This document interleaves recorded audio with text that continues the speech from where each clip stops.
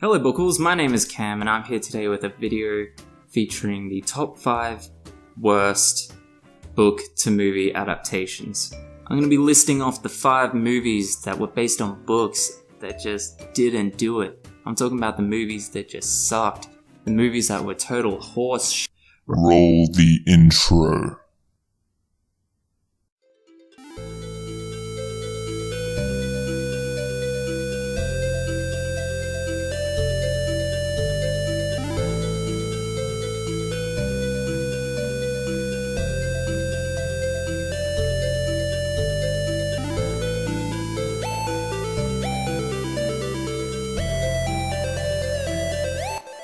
Let's talk about some damn books, dude.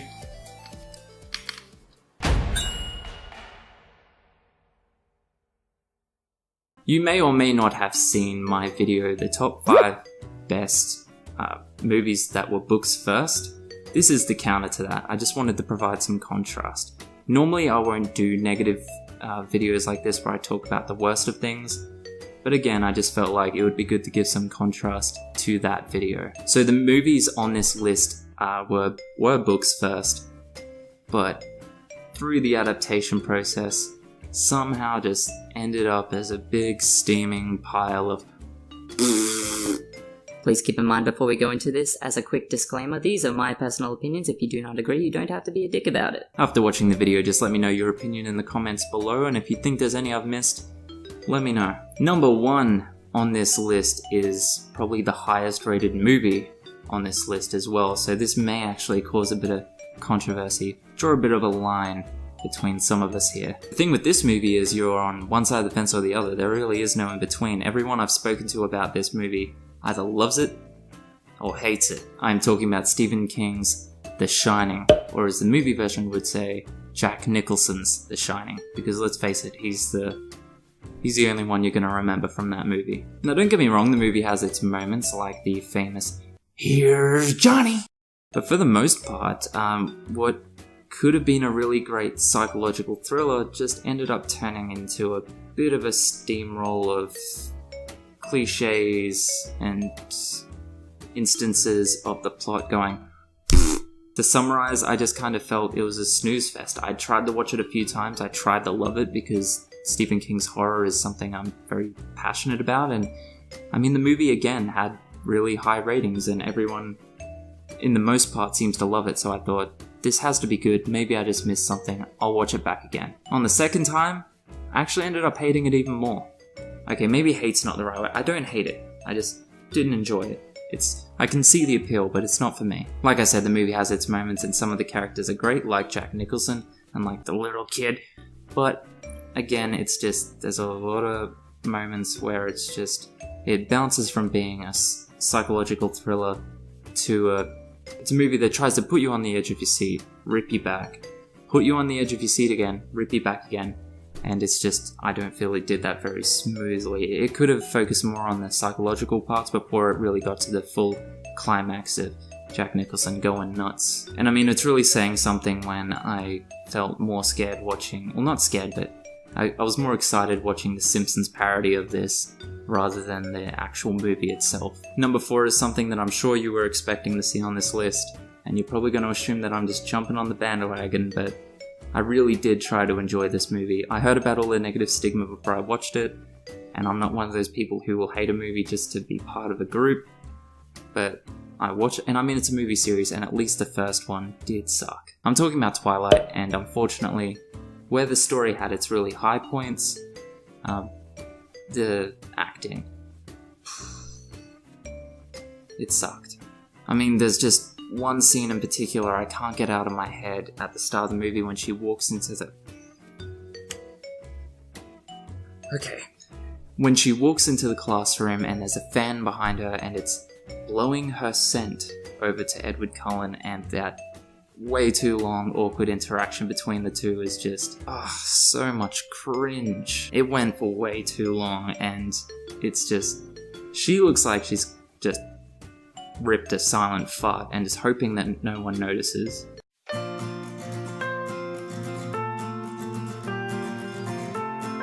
And he looks like he's just creamed in his pants.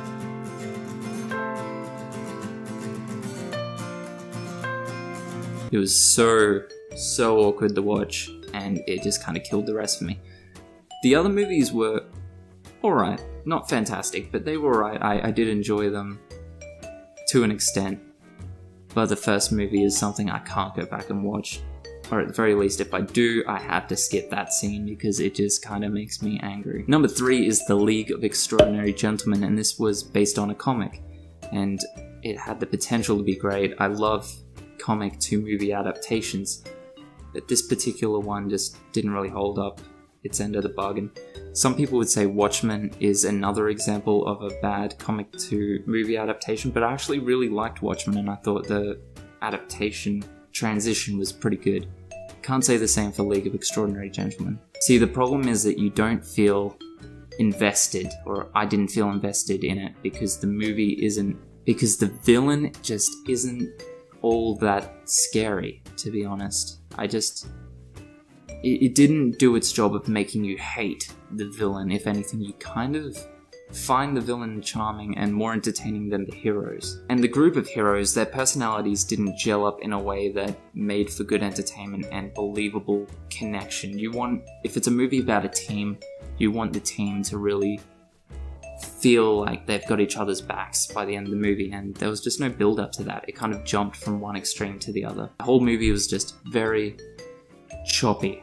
Plus, this was the movie that pushed Sean Connery into his retirement, as far as I know, so that can't be a good sign.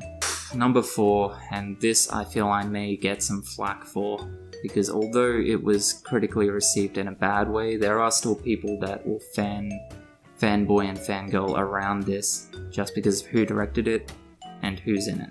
I'm talking about Tim Burton's Alice in Wonderland. I'm sorry, this movie was garbage. It sucked.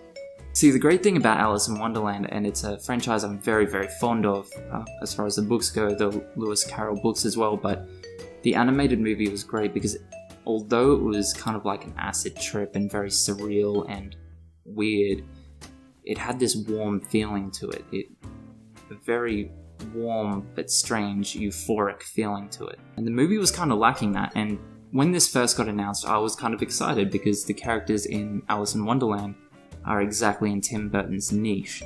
But then he went and pushed it to this dark, kind of weird side of the fence. And I know that's Tim Burton's thing, he makes these movies dark, but this did so in a way that I didn't feel was very true to the source. I mean, in the source, it's, again, very surreal, very euphoric, and it feels like they changed things and pushed things in a direction that make it more Disney-ish, so that it would end in a big battle, and just very, very cliche. See, the great thing about Alice in Wonderland is how far removed from normal it is. It's so completely odd. But with the movie, it's like they were trying to push it back in the other direction, towards being a movie you can predict and expect. I didn't get any enjoyment out of it at all, and I'm sorry, but I didn't like Johnny Depp's portrayal of the Mad Hatter either.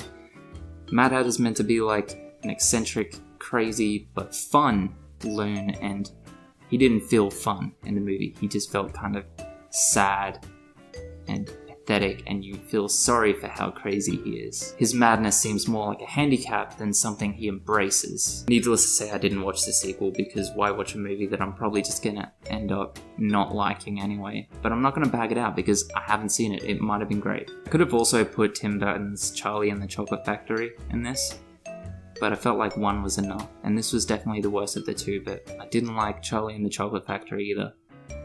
Actually, I really didn't like that movie.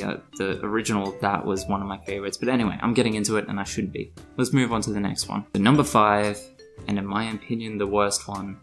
It's just a total snooze fest, man. Gets 5 thumbs down. Now, when people tell me that they fall asleep in the cinema, I kind of tell them, don't be a drama queen. Just say you didn't like the movie, but don't try and convince me that you actually fell asleep during a movie in a cinema. That doesn't happen. Well, I ate my own words this day, or the day that I saw this movie in the cinema, because I genuinely fell asleep.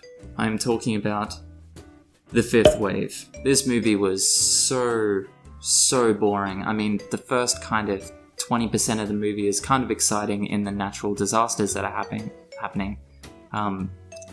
decimating the world, but as soon as that's over, it just turns into I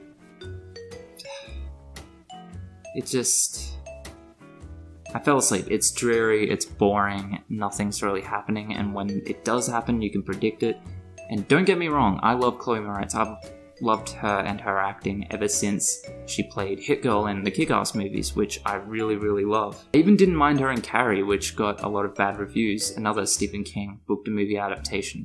But in this movie, it sucked. And I'm guessing that's the reason there hasn't been any sequels yet. I realized that it was probably a part of the book, that the love triangle in this movie as well is so cringy and so terrible and so draining that you could literally hear people in the cinema go, ugh, as soon as they figured out what was happening. And unfortunately, again, as much as I like Chloe Moretz, her character that she was playing was just so bland and plain and boring and did not really have much personality to her. Anyway, that's it, guys. That's 5 movies that were books first that I feel sucked. The movies, not necessarily the books. If you like this video, make sure you show me some love. Give me a thumbs up. All my social media links are below. Check out some of my other videos. And if you haven't already, make sure you join the Wolfpack and subscribe. If you are in the Wolfpack, I'll see you in the next video. Catcha.